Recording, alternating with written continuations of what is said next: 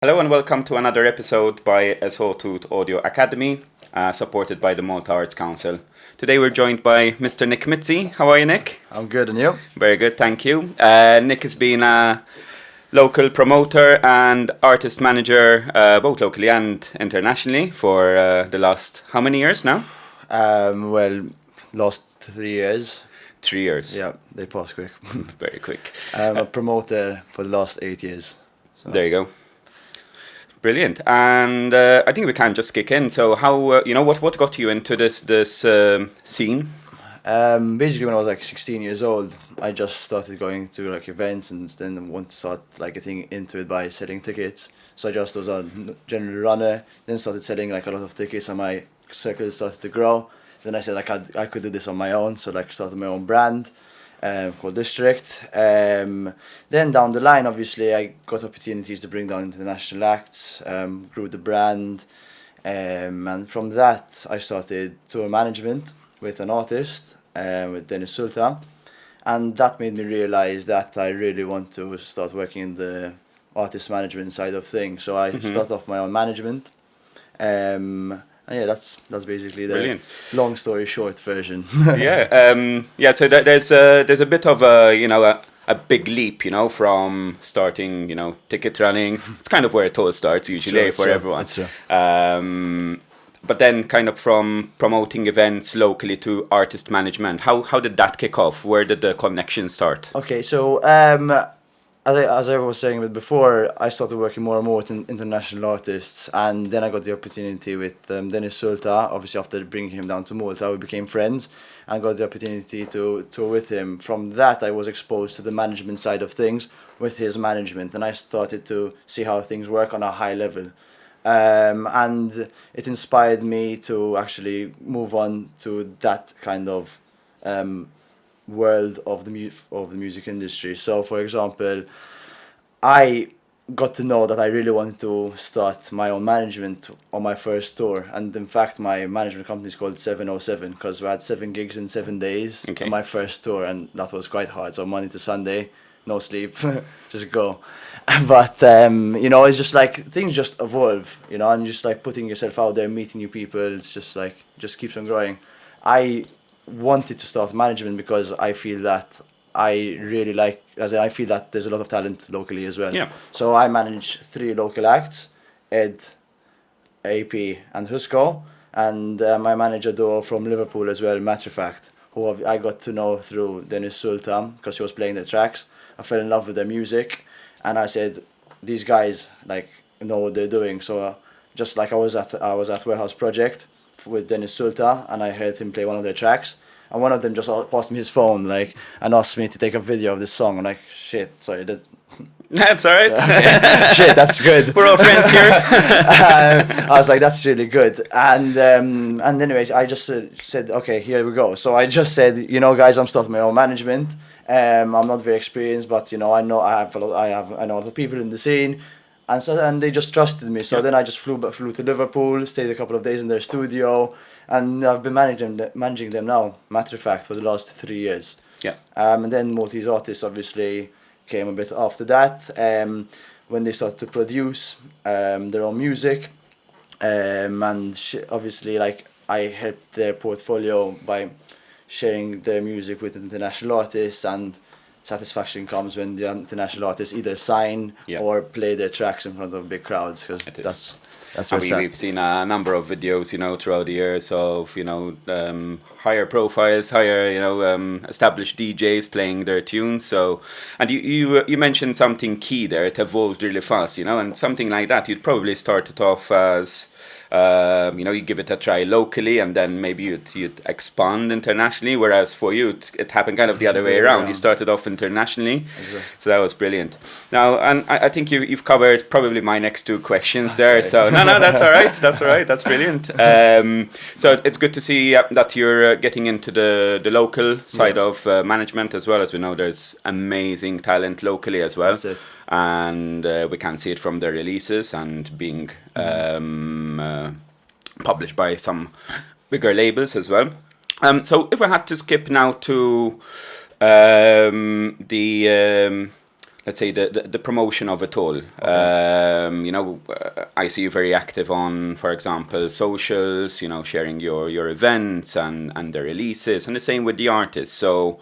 As we know, there's been a big shift towards maybe promoting your party with a flyer onto The digital pretty world. much creating your brand around a digital audience. Yeah. So, what can you tell me about your experience with social media exposure and how important is it nowadays? I think that where before music was just about the music and just about the artist, nowadays it's split between image online and your music. If you don't have one, unfortunately, the other one's gonna suffer, or else your music has to be so good that your image doesn't matter. Yeah. But nowadays, it's about how many like people are following you and kind of the videos that there are out. And I mean, social media has played a big part of promotion, both from an event perspective and an artist perspective. Like labels find music through videos, for example. Exactly. So it happened to me recently where one of Ed's tracks got picked by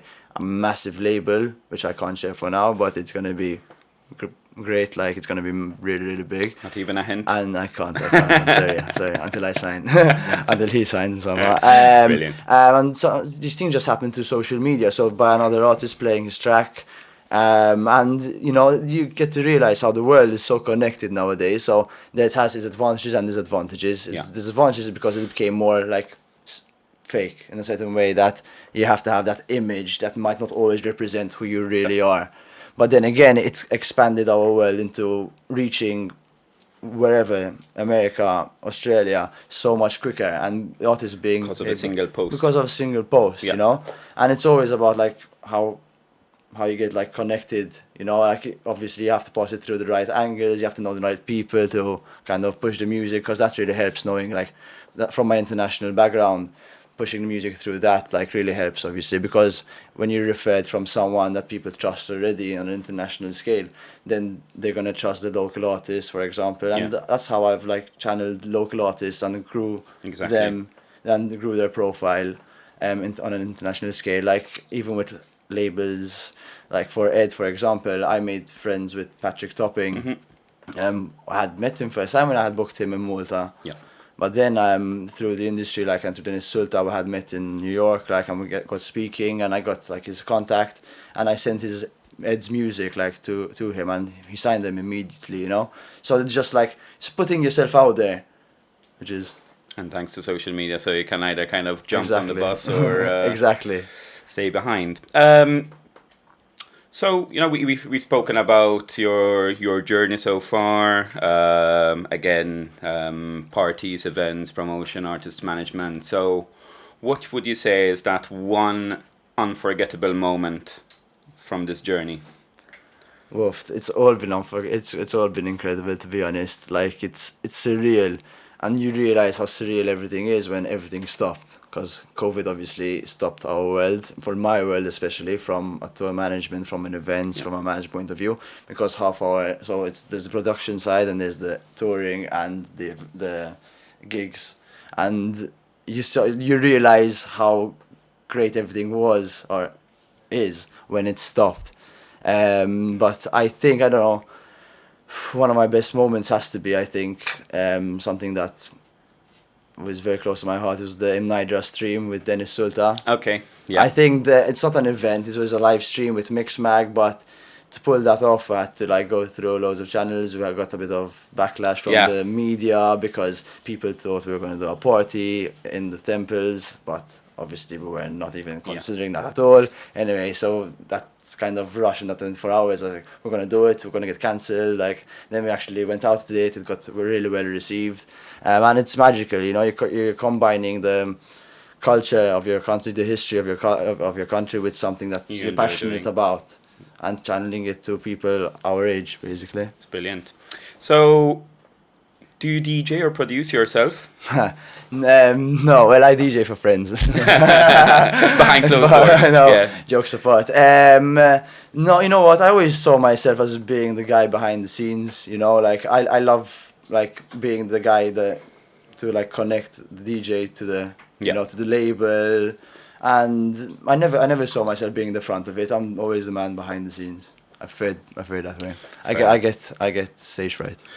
Okay, so Nick Mizzi, where does Nick Mizzi go from here? What are your future aspirations? Look, my future aspirations is well, grow the management for sure. Keep on heading that way.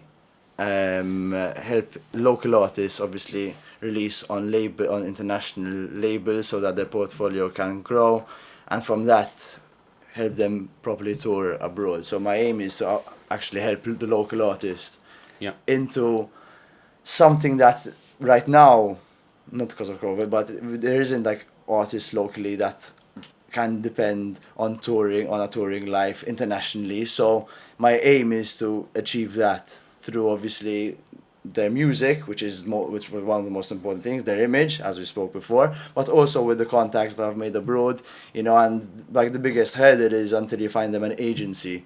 So that's for me was one of the hardest parts.